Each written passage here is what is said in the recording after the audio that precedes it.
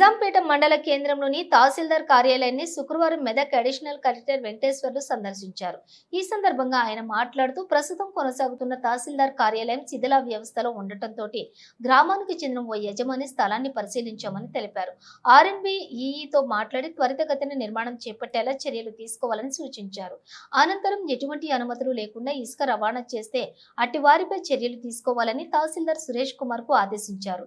ఇంటి నిర్మాణం కొరకై ఇసుక అవసరం ఉన్నవారు తహసీల్దార్ కార్యాలయంలో అనుమతి పొందాలన్నారు. ఈ కార్యక్రమంలో RI Gangadhar Goud, computer operator Srikanth Goud, Ravi, కార్యాలయం సిబ్బంది తదితరులు పాల్గొన్నారు. నిజాంపేట మండలం మీకు తెలుసు, ఈ కొత్తగా ఏర్పడిన మండలం. దీనికి కొత్త బిల్డింగ్ కన్స్ట్రక్షన్ చేయలేదు. పాతదే గ్రామంలో ఒక ఇల్లు అద్దెకు తీసుకొని ప్రస్తుతం కార్యాలయం నడుస్తుంది. సో ఇప్పుడు వచ్చే వర్షాకాలాన్ని దృష్టిలో పెట్టుకొని ఇప్పుడు ఉన్న బిల్డింగ్ అంతా అంటే కరెక్ట్గా అనుగుణంగా లేకపోవడంతో వేరే కొత్తది ఒకటి తహసీల్దార్ గారు ఒక ప్రపోజల్ ఇచ్చారు.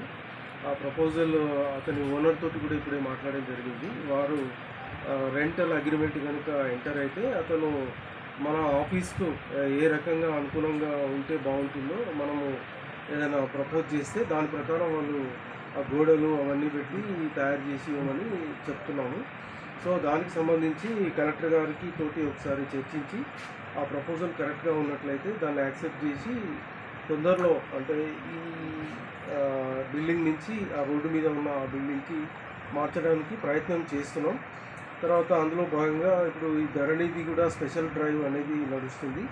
ఈ ధరణికి సంబంధించిన అప్లికేషన్స్ అన్నీ కూడా వెరిఫై చేస్తున్నాం. నేను కొన్ని మండలాలు, జిల్లా కలెక్టర్ గారు కూడా కొన్ని మండలాలు దిగుతున్నారు. ఈ స్పెషల్ డ్రైవ్లో భాగంగా మనకు నిజాంపేట మండలంలో పెద్దగా దరఖాస్తులు ఏం పెండింగ్ లేవు. ఈ రోజు వరకు ఒక 64 దరఖాస్తులు మాత్రమే పెండింగ్ ఉన్నాయి. మొన్న ఎలక్షన్ అయిపోయిన తర్వాత ఒక 183 పెండింగ్ ఉంది. అందులో ఒక 119 వరకు డిస్పోజ్ చేసాం. సో ఇది ఈరోజు ఇక్కడ రావడానికి పర్పస్ అనేది.